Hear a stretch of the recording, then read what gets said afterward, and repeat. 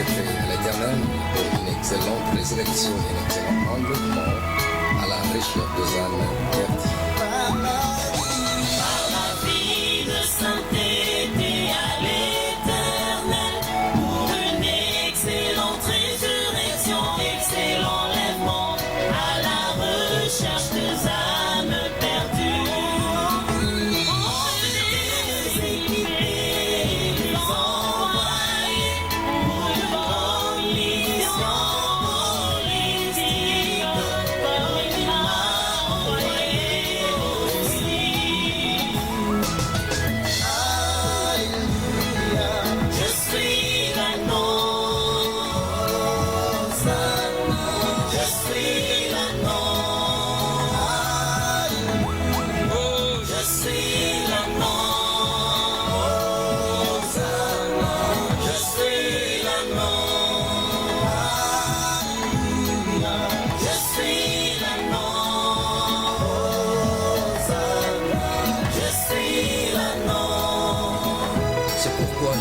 Pour atteindre mes objectifs humains qui ne rencontrent jamais le ciel.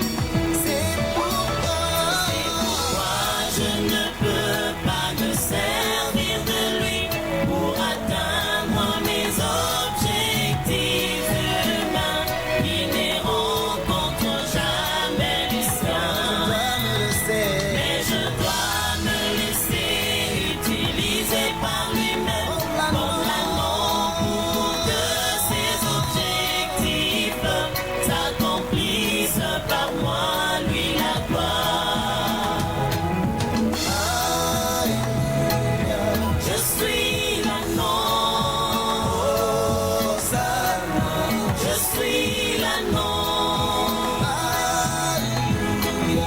je suis l'anneau, je suis l'anneau. Je suis l'anneau, je suis l'anneau, je suis l'anneau,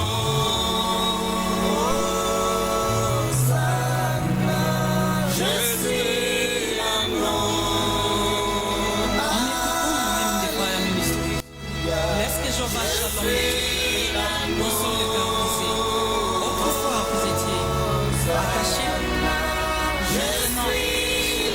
Maintenant, détaché. Qui a servi Jésus pour l'entrée triomphale en Jérusalem. Peuple de Dieu, acclamez parce que la consolation est au rond. Tous les enfants du péché acclament pour le Seigneur.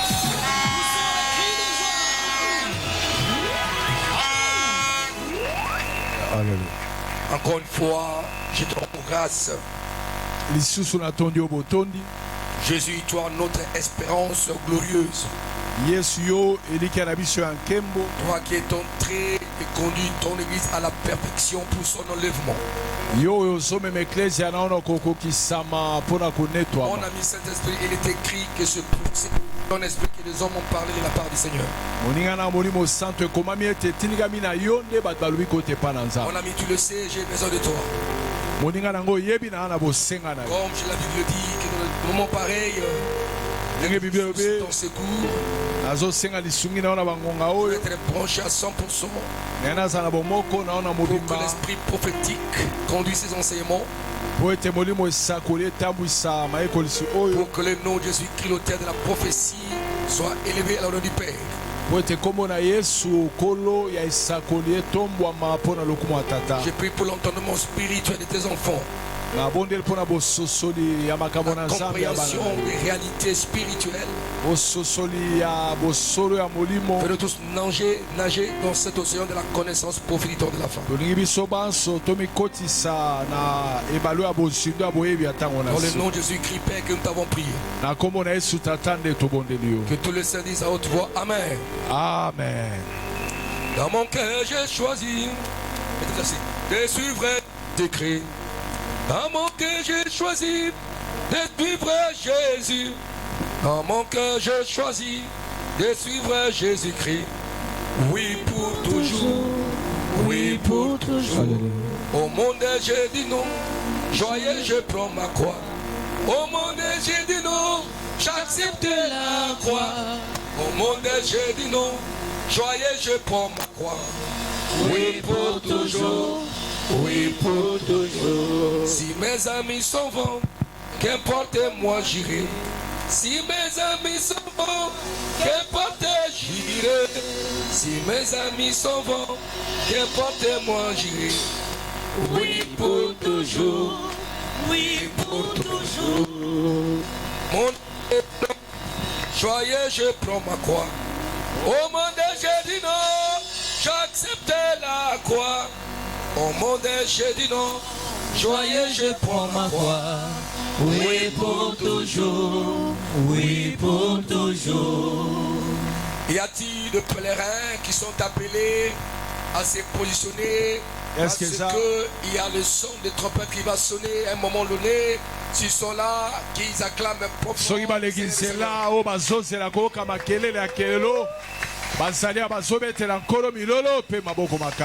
pouvez chanter la chanson là. Pèlerin, pèlerin. Je sais, la nuit est avancée.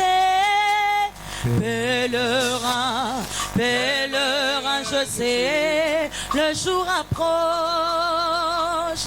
Pèlerin, pèlerin, je sais, la nuit est avancée. Pèlerin, pèlerin, je sais, le jour approche. Ah, il n'y a pas le complet. Les enfants chantent là. Chantez là. Vous connaissez pas ça? La maternité. Oh. Je suis pèlerin de la maternité scellée. Je veux aller à Nouvelle-Jérusalem. Mon identité, je suis enfant de Christ, prince héritier, co-héritier de Christ. Je suis pèlerin de la maternité céleste, je veux aller à Nouvelle-Jérusalem. Mon identité, je suis enfant de Dieu, prince héritier, co-héritier de Christ. Oh, je suis pèlerin de la maternité céleste, je veux aller à Nouvelle-Jérusalem. Oh, mon identité, je suis enfant de Dieu, prince héritier, co-héritier de Christ.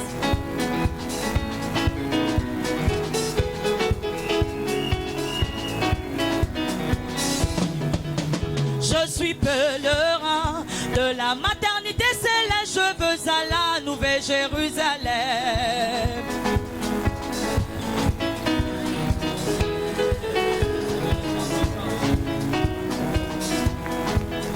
Mon identité, je suis enfant de Dieu, prince héritier, co-héritier de Christ.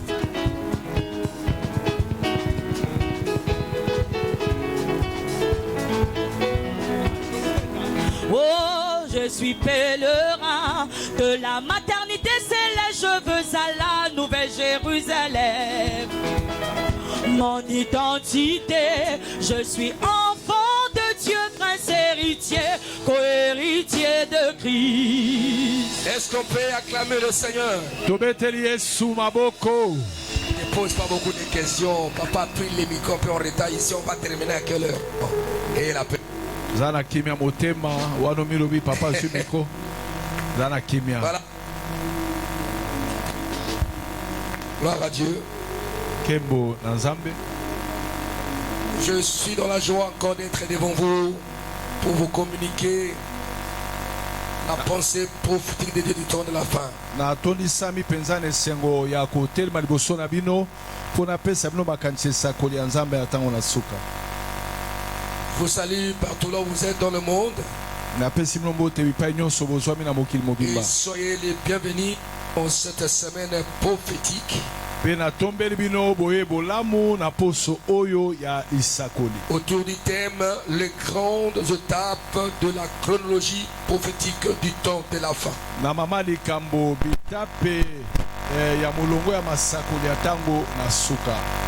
les grandes étapes de la chronologie prophétique du temps de la fin. abitape ya minene ya molongo ya masakoli ya ntango na suka.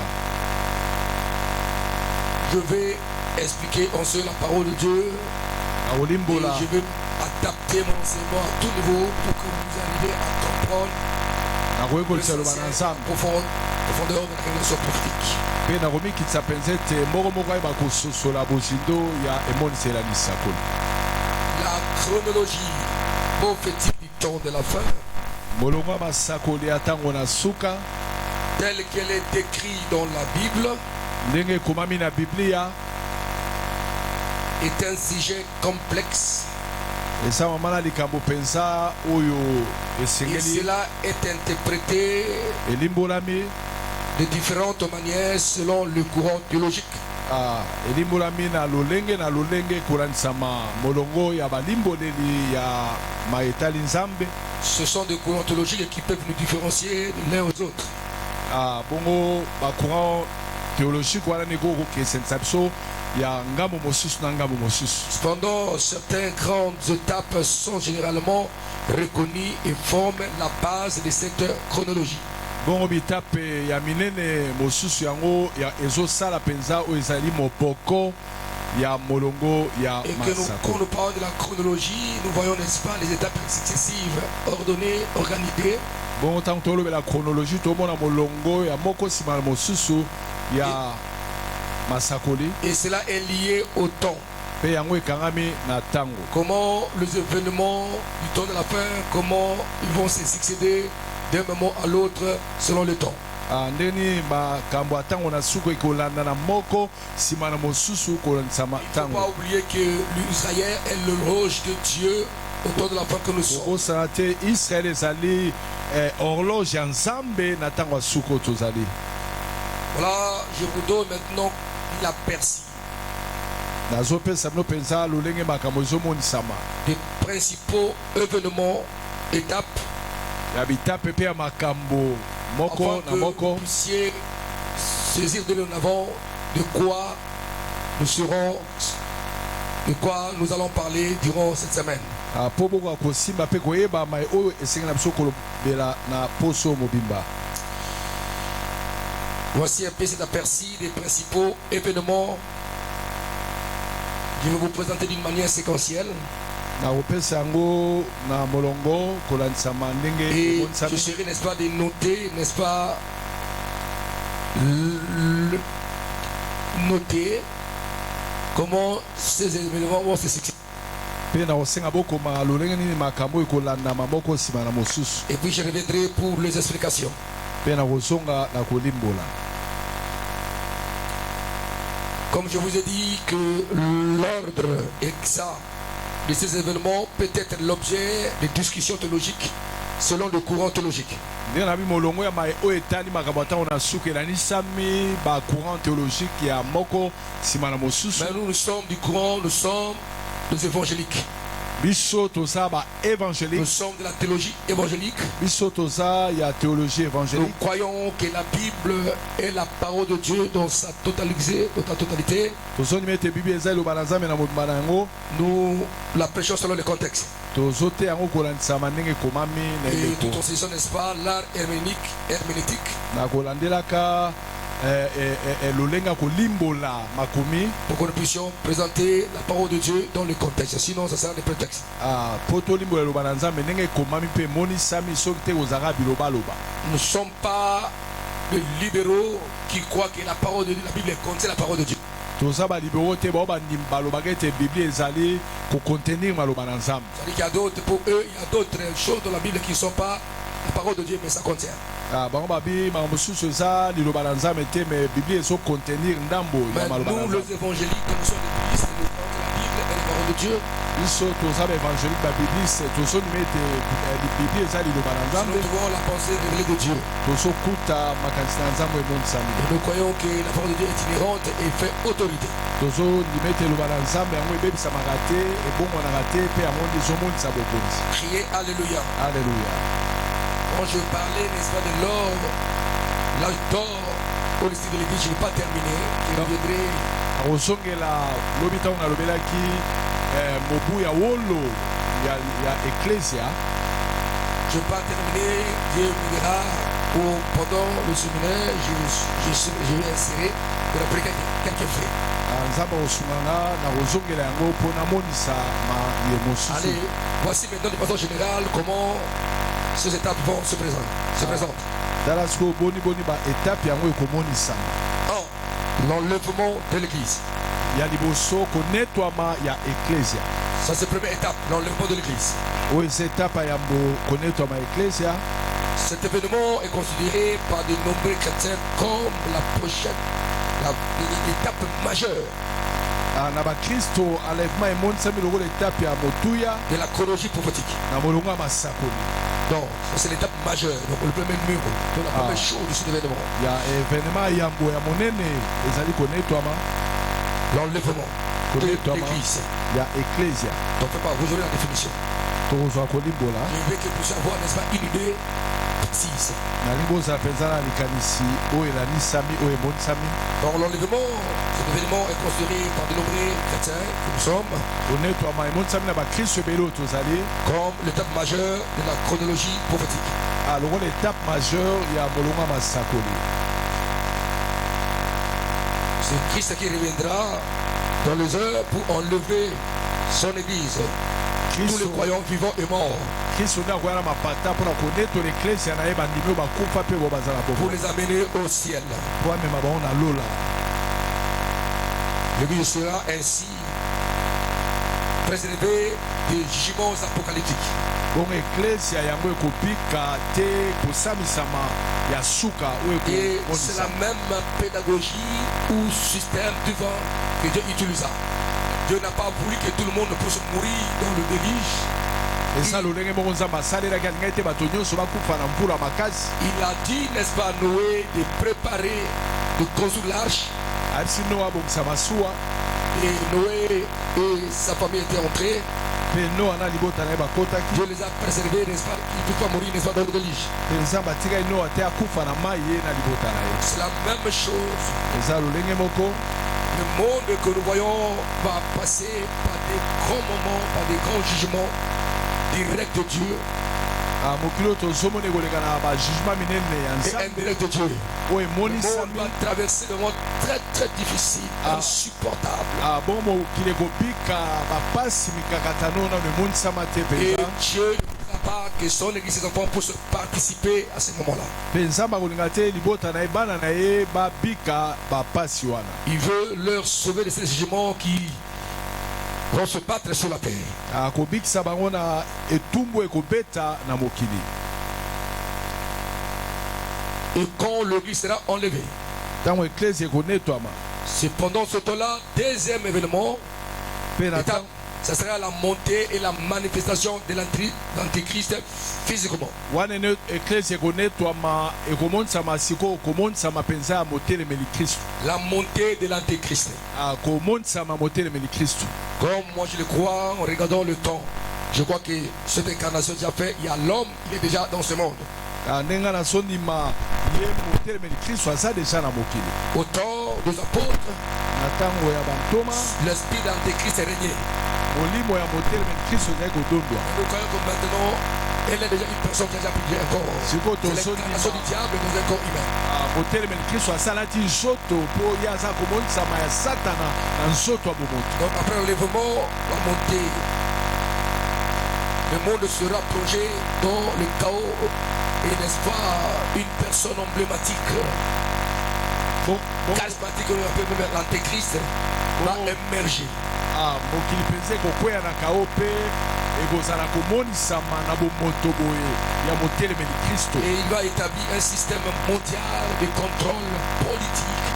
ya kotia lolenge ya kokontrole mokili mobimba mpe politike nyonso. Système de contrôle politique et même religieux, ezala biyamba ya baeklesia économique. Et ça, c'est l'église apostate. wana eza Parce que la eklesia vraie église est déjà enlevée.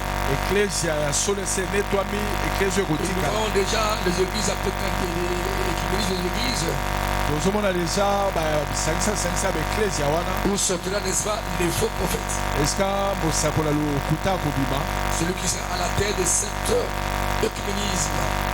ye nde akozala na mutu ya Et ecclesia il jouera un rôle pour soutenir l'antéchrist dans ce mauvaise action. pe ya kozala wana mpona kosunga motelemeli kristo na makambo na misala ne ya Donc mabe quand l'église est enlevée, l'antéchrist va émerger. ntango ecclesia ekonetwama motelemeli kristo ya Il dit, il kobima va établir un système mondial de contrôle politique, économique et religieux. pe ya kotya lolenge ya kokontrole ecclesia politike mpe lolenge ya nkita nyonso Ils ont une monnaie unique. misolo ekozalaka moko C'est là où on parle de la mondialisation, de la globalisation. esika tosoloba mokili esangani eloko moko liboke moko Vous allez voir quand je vais expliquer pendant ce temps-là. bokomona Il y aura même la disparition des monnaies en papier ou en métal. Tout sera bongo ya bible nde ekonimwa nyonso ekozala kaka na numérike ou vers la fin aussi, il n'y aura même pas de passeport physique. Parce qu'il y aura des signes, il y aura des pas de représentation. On va mettre la main, on va poser des petits akotya mwa fonds baton même. buzu L'homme portera son identité en lui. moto akozala na kati na ye na oyo eza oyo nyonso etali ye Et là, identité na ye ça sera un instrument qui va contrôler le monde entier, même au point, au même dans le village.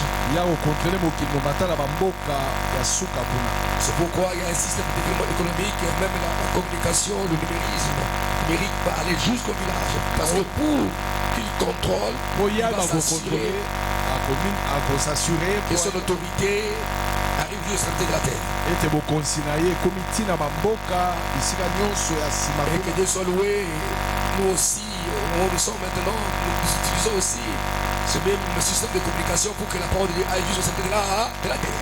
biso mpe neleko tozali na nzela ya teknologie tozosalela internet po ete lisango malamu ekende bipai nyonso mokili mobimba Et il arrivera quand même à mettre la paix et la sécurité mondiale.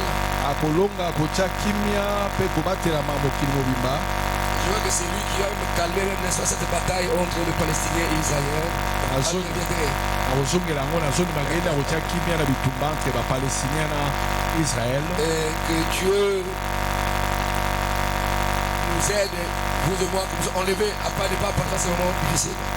nzambe asunga yo nanga tonetwama mpo tobika bapasi oyo te komonisama Et si nous sommes en train d'enseigner comme ça pour que vous vous préparez pour ne pas rater l'enlèvement. soki papa azoyekolisa bo eza mpo tomilengela moko na biso te azanga konetwama Il va se lever, il va promettre la paix et la sécurité mondiale.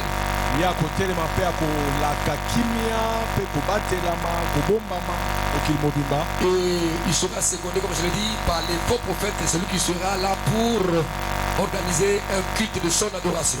bongo ye akozala sekonde na motelemi na mosekolo ya lokuta ye nda kobongisa mayanga ntina ete bagumbamela ye Qui est, alléluia.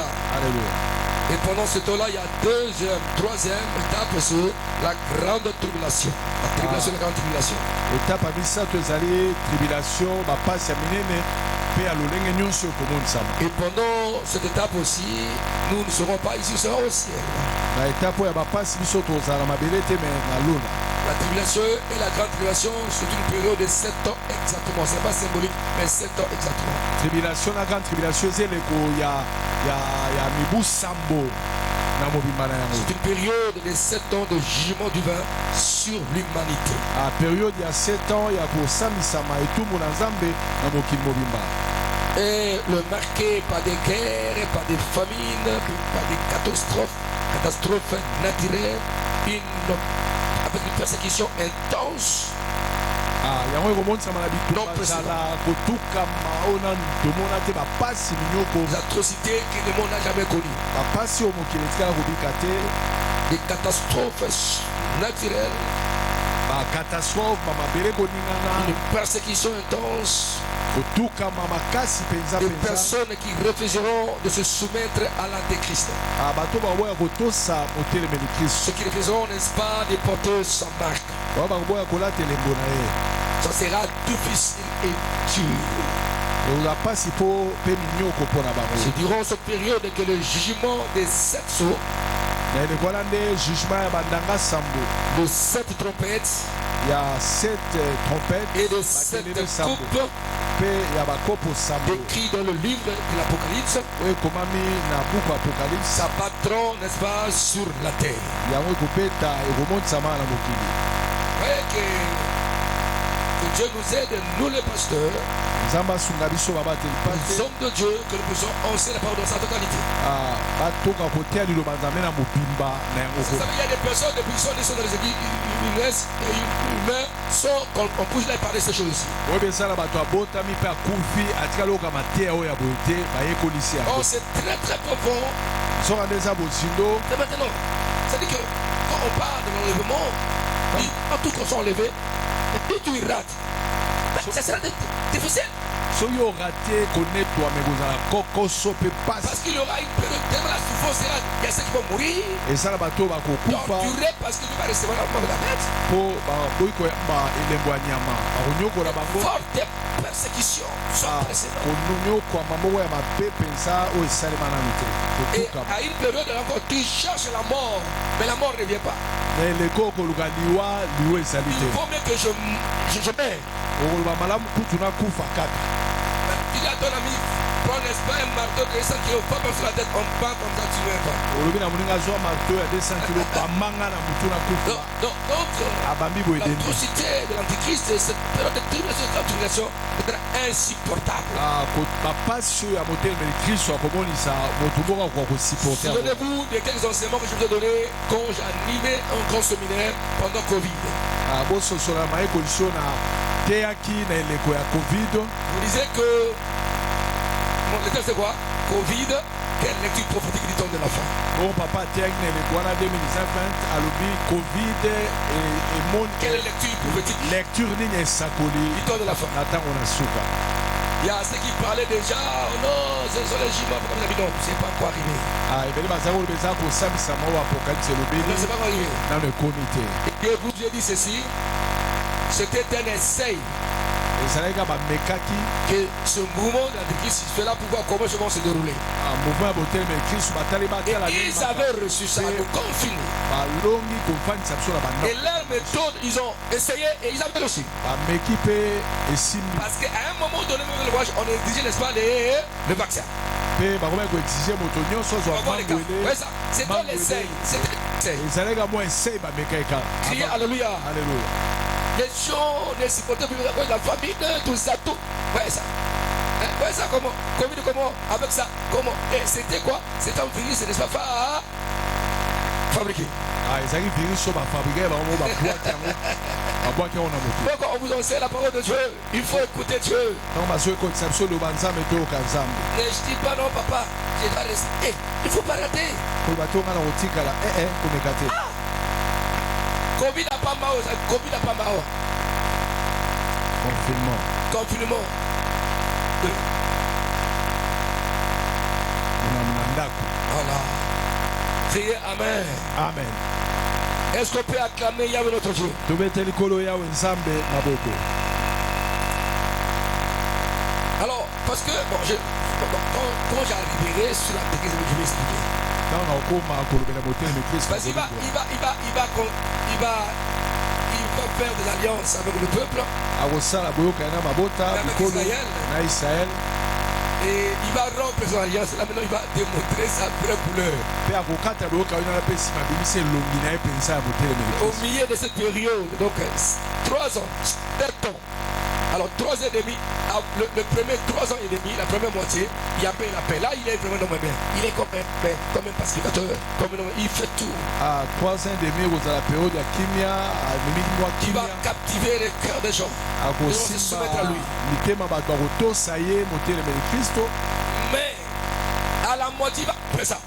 kasi na 3 ans et demi mosusu Et là, maintenant, il va démontrer sa vraie couleur. sikoya komimisa elongi na ye Ça mpenza sera difficile. kozala pasi. Mais nous qui serons au ciel, biso bai tozala lola nous sommes là. toza na esene Et là, on s'est passé là-bas. mpe please papa On va vous dire ce qui va se passer pendant le 7 ans lorsque nous serons au ciel. na eleko wana 7 ans toza na lola papa koyokisa biso oyo ekoleka kuna À na un lola. moment, les gens enseignant ce lieu, mais je vais encore répéter le comprends parce que wango nouveau, ngabo na teki yango me na kobandela yango lisusu koteya po parce qu'il y a tosimba aussi les gens qui n'avaient pas une meilleure compréhension. po ebele mpe basosolaki malamu mpenza te Suite à l'âge spirituel, na oyo etali mibu na bango na makambo c'est ya vrai que Dieu nzambe m'aide d'aller lentement yango nzambe asunga mokombunaki malembe comment les malembe choses vont se dérouler. mpo yo nanga tososola nini makambo yango ekoleka ekosalema. Il va rompre son alliance avec Israël et il va s'installer, n'est-ce pas, il va chercher à installer son trône, n'est-ce pas, dans le temple. akoluka azwa kiti na ya bokonzi atiango kati na tempelo Et c'est là où il y aura des choses qui vont se passer. Voilà, Parce qu'il y a les intégristes qui vont dire non, ça ne peut pas se faire. bao eza bayuda bakoboya obi ekokosalema te. Et là, ça va entraîner quatrième étape, c'est la bataille d'Armageddon. mpe ekomema na etape ya mine oyo tobengi bataille ya Armageddon. Et la bataille d'Armageddon, Bataille ya Armageddon, comme Israël va refuser l'autorité d'Antéchrist d'aller s'installer, d'aller se faire adorer dans le temple qu'ils ont rebâti, lokola Israel bakoboya bokonzi motelemeli Kristo akoluka akende kotia kiti na ye na tempelo oyo ekotongama lisusu. oh non, il y aura cette fois-ci c'est 40, n'est-ce pas, réunion des Nations Unies. Alors maintenant, vous savez que l'État, le Palestine, on le reconnaît, mais pas comme une nation. Il n'a pas une voix qui peut libérer, délivrer. Il assiste simplement. azo asiste kaka na nini ya Nations Unies me andimami mpenza te lokola Mais lorsque lui viendra l'Antéchrist, ntango ye motelemeli Kristo akoya il y aura, n'est-ce pas, des alliances avec Israël akosala boyokani na Israel et leur conflit sera réglé pacifiquement dans quel temps. C'est-à-dire que pour que l'État palestinien soit reconnu po ete eta ya bapalestin officiellement comme un État, une nation au niveau des Nations Unies, endimama na Nations Unies lokola ekolo lokola bikolo nyonso. et il va maintenant retirer, n'est-ce pas, se retirer, n'est-ce pas, de Jérusalem. Là où, parce que là où était le temple de Salomon, c'est leur mosquée. na esika oyo tempelo ya Salomo ezalaki na ngongo tosoloba ezali moske na Il bango faut que la mosquée soit détruite esengi bapanza yango et Israël va rebâtir le temple. mpe Israel akobandela kotonga tempelo. L'alliance va faire. alliance wana ya kosala Alors quand le temple sera rebâti, et là, l'État palestinien sera reconnu officiellement bakondima yango officiellement na avec Nations un Unies. droit de vote. oza mpe na droit ya kovote Parce que pour le moment, il n'a pas ce droit-là. sikoyo azaka Il koasiste participe simplement. azoparticipe kaka avandi kaka Et azotala il y aura la paix. Entre, n'est-ce pas, kimi ekozala Israël et Palestine. kati ya Israel mpe Palestine. Alors maintenant, sikoyo lorsque l'Antichrist, parce que tout le monde va l'adorer, il est vraiment, parce qu'il c'est la publicité. banyonso bakogumamela ye mpo bakokumisa ye mpenza na nyonso oyo azosala. Parce que pendant ce période-là, pendant les 3 ans et demi, là, il n'y aura pas de guerre dans ce monde. na 3 demi wana bitumba ekozala esika moko te na mabele La maintenant, tout le monde dit non, oui, il a reçu. bakolo balongi alo asisi bitumba. Criez Amen. Amen. Et lorsqu'il voulait se faire appeler dans le temple, ils ont dit non, ça part. Dans Non, ma Yahweh est le seul Dieu. Il n'y dans- a pas deux. Il n'y a qu'un seul Dieu. On ne peut pas permettre à quelqu'un de se faire adorer. Et ça sera une révolte. Amen. Et là, il va encore se fâcher. dans- Et maintenant, il va maintenant envoyer ses émisseurs.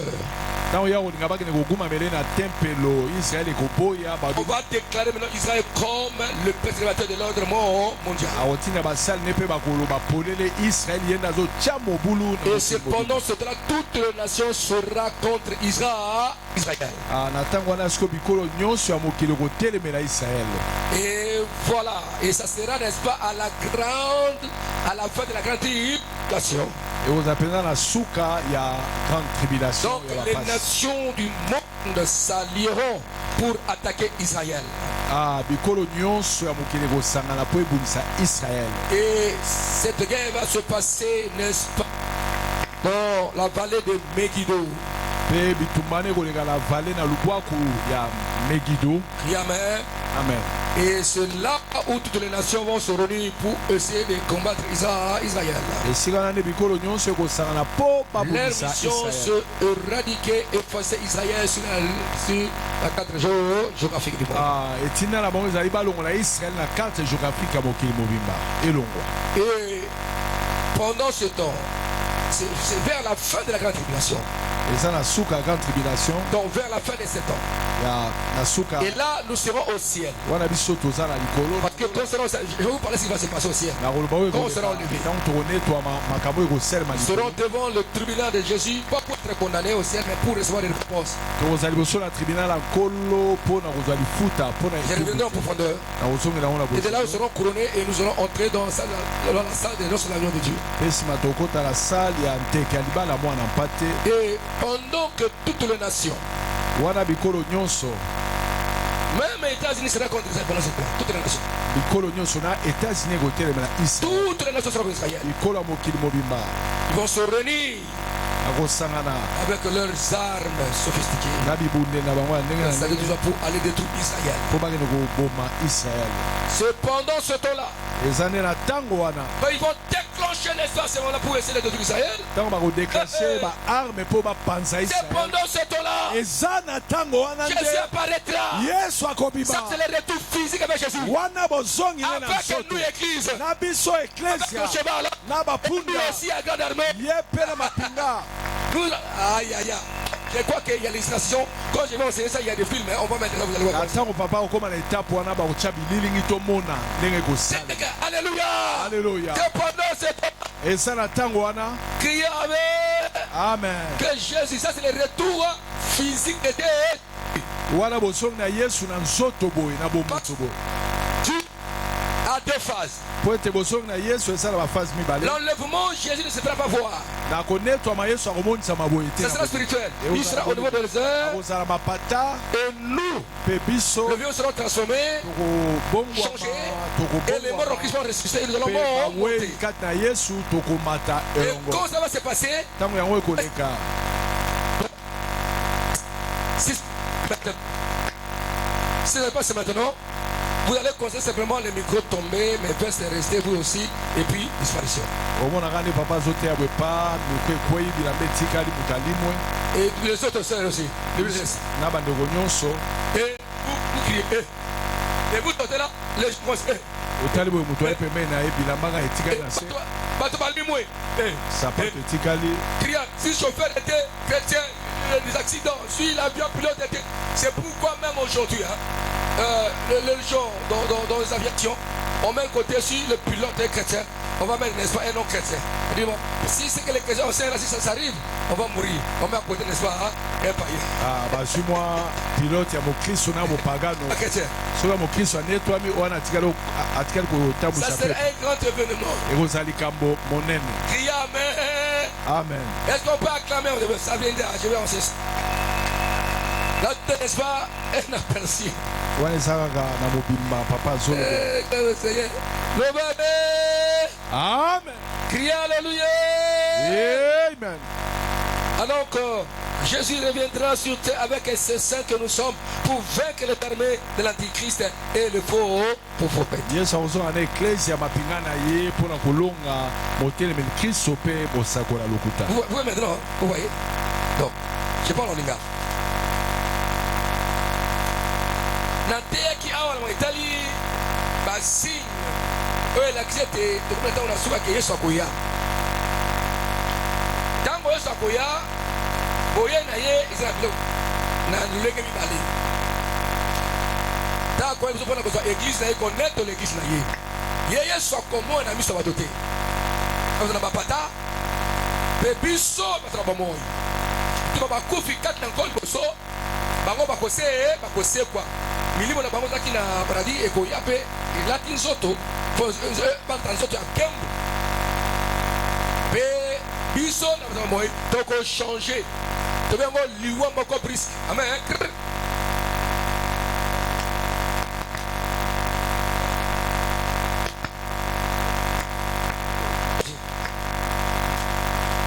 Gloire au Seigneur.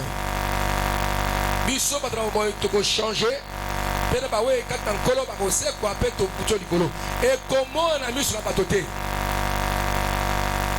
Ce sera avec la mairie céleste avec le coup de l'écolo. Et nous allons monter au ciel là-bas. Et là nous commençons la gloire là-bas, la joie, la folie. kuna na lola esengo Il faut venir demain, vous allez comprendre. Là, je l'aperçis. Je l'aperçis. Pendant ce temps sur la terre, na ntango wana na mabele c'est ce que je parle maintenant. Oh, je vais vous expliquer en profondeur. L'antéchrist va se manifester. Comment il va opérer? Comment il va procéder? otelemi kristo akomimonisa kosala ndenge nini Et parce que l'enlèvement va mettre fin au temps de la grâce. po ete konetwama ekosukisa ntango ya ngolu. L'état des nations va continuer, l'antéchrist va imposer sa loi sur la terre. ntango ya bikolo ekokoba motelemi kristo akotya mibeko na ye na mokili. Et lorsque l'antéchrist va se fâcher contre Israël parce qu'Israël a dit non, l'éternel Yahweh est un. Il n'y a pas de Dieu, celui qui peut adorer dans le temple. wana israel bakotelemela motelemeli kristo babi nzambe azaka moko C'est une abomination. ye nde esengeli togumamela. Quand vous verrez l'abomination mpo na bitango bokomona que makambo ya parlait mabe Daniel, oyo on va daniel tout alobeli voir ça, on va tout voir. tokomona yango tokoyekola Sachez qu'il babomination est la porte. yeba ete ye aza na Ça, c'est ekuke le retour de Jésus. Il ne faut pas confondre le retour de Christ en physique et spirituel. kokonfonde bozonga yesu na bomoto boye te pe L'enlèvement sera spirituel, ça va vivre. netwama ekomonana na Même miso si ya le son de la tempête sonne pas, ce n'est que les chrétiens bato. qui écoutent le son de la tempête. nde bakoyoka makelele ya kelelo Si toi tu vis dans le péché, tu n'entendras pas ça. soki oza na masumu okobi okoyoka yango Si tu es mort dans le péché, tu ne seras pas en nécessité. soki okufaki na masumu mpo okosekwa te Voilà quelle est ta responsabilité de se préparer chaque jour. tala mokumba ya yo na nga tomilengelaka moko Cela veut dire que heureux ceux qui lavent leurs robes dans le sang de l'agneau de Dieu. esengo na bo bazosukola bilamba na wana makila mwana mpa Mais te pourquoi être si arrogant, méprier? kozala mobomi Pourquoi ne pas chercher Dieu? mpwani koluka nzambe te. Et dès que les nations partaient d'Armageddon, na ntango ya bitumba makedon toutes les nations vont combattre Israël. Et pendant ce temps-là, nous sortons avec Jésus. Jésus vient avec nous les saints. yesu soki aye elongo na biso basantu Nous avons de toute l'armée du monde. tokobebisa mapinga mokili. Ça sera maintenant le retour physique de Jésus pour régner 1000 ans. ekozala sikoyo bozongi na yesu na 4e, 5e, bomoto le règne millénaire. à 5e étape reine millénaire Et là, on va vous parler cela. pe wana papa akolobela yango Et à la fin du règne millénaire, na suka ya reine millénaire ce sera une épreuve de paix, de joie. ekozala eloko ya kimia ya esengo. Est-ce que 1000 ans, c'est pour nous? Ce serait pas. Nous sommes déjà un peuple céleste. toza dia peuple céleste ya Ça lola sera bien sûr pour la terre et Israël. ekozala lipamboli mpona israel mpona mabele. Continue, pasteur. Vous me posez la question. Quand nous allons rentrer pendant 1000 ans, on va encore se marier? Non, on sera comme les anges. tozala neti banjelu okobala Parce que te nous avons acquis, n'est-ce pas, une vie céleste. tosolati bonsambe bomo ya lola C'est comme les anges, n'est-ce pas? tozala Je lokola sais qu'ils sont là, les compagnons, on les a envoyés ici, les pères les a envoyés ici. banjelu baza na biso elongo na biso te toza Travail. bazosambisa na bango. Est-ce qu'ils marchent avec nous? Eske bazolia na Ah biso non. La question maintenant commence. Je pense se dérouler. makambo ekosalema lolenge ekani. On va rester où? Bon, on va vous donner une réponse. Dites amen. Amen. Criez Alléluia. Amen. Criez Amen. Amen. Et à la fin de cette période, na suka eleko wana je vous ai parlé beaucoup de choses parce que le diable sera lié pendant 1000 ans, il sera encore remercié pendant quelques instants. satana okangama nkoto mobimba mpe bakotika etango moke Et à la fin, mpe na suka ce sera le jugement final kosambisa masuka et la nouvelle Jérusalem. mpe nouvelle jérusalem. Amen. Amen. Voilà un peu ce que nous allons parler tala mai oyo tokolobela pendant cette semaine d'une façon globale. na poso oyo na mobimba na yango kobanda lelo tiyenga Et à la fin mpe du na jugement suka dernier, il y a ceux qui seront allés à l'enfer pour l'éternité. eza na bao bakokende na lifelo libela Et pour nous, nous serons dans la joie éternelle, mpo na biso esengo ya libela na libela car Dieu a créé un nouveau ciel et une nouvelle terre.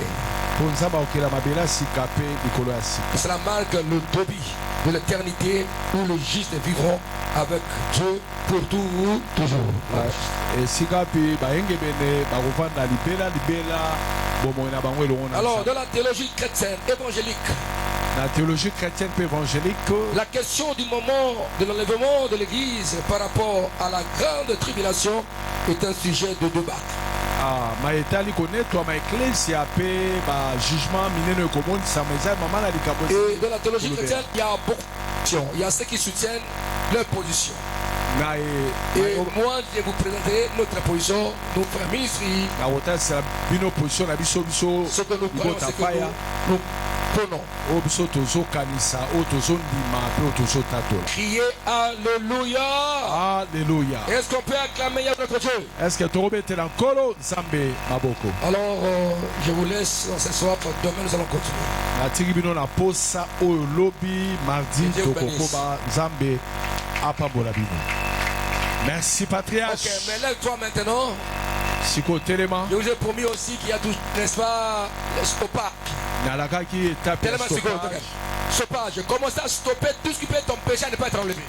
banda kotelemela nyonso ekopekisa yo netwama Comment détruire, stopper l'amour du monde, la mondialité, bebisa bolingo ya mokili le péché, posa mokili l'incrédulité. masumu motema Allez-y. libanga na kombo na yesu Allez, kristo stoppez, stoppez. kolo nazotelemela oyo nyonso Au nom puissant de ekoapesenga na Je netwama stoppe, j'ai bombo détruit ya votre mal. masumu nazobebisa nguya nyonso ya Que les mondanité hommes de Satan, du diable soient détruits. nazodétruire au nom de jésus nazobebisa yango nzambe Puissant. bolingo ya mokili incrédulité motema libanga nyonso ya satana Détruis les forces du nazostope mal, la yango puissance et nguya diabolique. nyonso ya molili ya égarement puissant de ya Jésus. séduction nzambe nazodétruire Gloire à yango Dieu. nazobebisa yango oyo nyonso ya lipengwa oyo ekoluka epengwisa Gloire yango à na Dieu. nzambe natelemeli Tout yango restera dans ce monde. nastope yango nzambe J'ai détruit. Commence à prier pour la conversion de tes enfants, de ta famille. bondela mpo na kobongola motema ya bandeko ya libota na yo ya bana na yo. Écoutez, il y a d'autres chansons parce qu'il y a des propriétés, il y a des droits d'auteur. Hein? Il y a d'autres droits d'auteur. Je dirais les chansons que tu vas mettre. Parce que nos amis, si vous mettez chanson, YouTube, bloqué tout comme ça. Hein? On m'a fait le débat grâce à toi. Mais, on a dit ça. No way. Ils sont en train de crier Amen. Alors, nous allons prier pour la conversion de nos familles. Ceux qui ne connaissent pas le Seigneur. Écoutez-moi. Prenez l'exemple. Toi, levé. Mais ta famille a été. kanisa yo onetwami bongo libota no bandeko no batika Ou bien tes enfants. to bana oyo bota Vous batika allez accepter que les enfants souffrent. onima bana oyo batikala konyokama mwasi no anyokama Non. baboti no Conversion de nos familles. Qui bondela connaissent le Seigneur. tobondela mpo na mbongo na bandeko na biso bayeba nkolo Connaissez. nkolo na bondeli Priez, yo allez prier. bondele mpa na nzambe na bondelo mpo na mbongo na libota na ngai bandeko nango bayebi yo te bayeba yo nkolo ona na bapesi bomo epa na yesu te bayamba yesu Qu'aucun ne rate ce moment. okota nzanga konetwama Je prie pour mes enfants, pour moi-même, pour bandeko mon na ngai épouse, ma famille. baboti mwasi na nga Pour nzambe l'église aussi, Seigneur. libota na Aide ma ngai famille. bo bayebi yo te C'est bayeba des yo communs qui te connaissent la vérité. babongwama Qui donnent leur vie à toi, papa. bayamba yesu Oh kristo Dieu, merci. balongwa na masumu Gloire à Jésus-Christ. balongwa na And mabe the power and the Jesus Christ. nazobondelo mpo na libota Merci. Alors, je donne l'occasion, n'est-ce pas, à nos bien-aimés qui sont dans le monde. Tu es en Afrique, tu es en Europe, tu es en Asie, tu es en Océanie. napesi libango malamu na bandeko bazwami océanie afrique mokili mobimbo esika ozali Et tu es en même en ce lieu. atoza awa elongo na biso awa Tu déjà reçu Jésus dans ta vie comme c'est sauveur. eske osondimela yesu na motema na yo lokola La Bible dit de Jean 3,16, Dieu a tant aimé le monde, bilobi na jean 3:16 na il a malinga donné son Fils unique, mpe apesi mwana na afin likita que quiconque croit en lui po ete moto nani ne puisse akondimela gagner ye la vie éternelle. akufa te mazwa bomo ya Reçois seko Jésus-Christ. Je te supplie l'amour du Seigneur. nazobondela yo na bolingo na Ne yesu prends pas le salut de Dieu en vain. Crois. kozwa lobiko ya nzambe na Dieu liseki n'aime te pas la mort des péchés. nzambe Il veut que tout alingi le monde se répande, qu'ils arrivent dans la cause de la vérité. bato nyonso babongola mitema mpe bakóma na Répète après boyeba moi en bosolo français. Et le gars l'appelle. En français, dit Seigneur Jésus-Christ, seigneur jésus je veux écouter ta parole. je viens d'écouter ta parole Pardonne-moi de tout péché. pardonne-moi de tout péché Lave-moi. lave-moi Je crois ta mort je sur toi. crois ta mort expiatoire J'ouvre mon cœur. j'ouvre mon Je te cœur reçois Jésus je reçois Jésus comme mon Seigneur comme mon et Seigneur mon sauveur comme personnel. mon sauveur personnel Kololo kelanga ma. kolokela Loki lo banana ma. Lokilo banana ma. Libi sanga. Libi sanga. Na libi na liwa na yo. Libi na liwa na Belisa yo. masulu na ngai. ebisa masumu na ngai Na yambi yo na ngai. nayambi yo na Bukola mokozi na ngai. lokola mokonzi na Lobi ngai kisi na mpe ngai. obikisi na ngai Que Dieu bénisse. kolo na pambola Amen. amen merci patriarche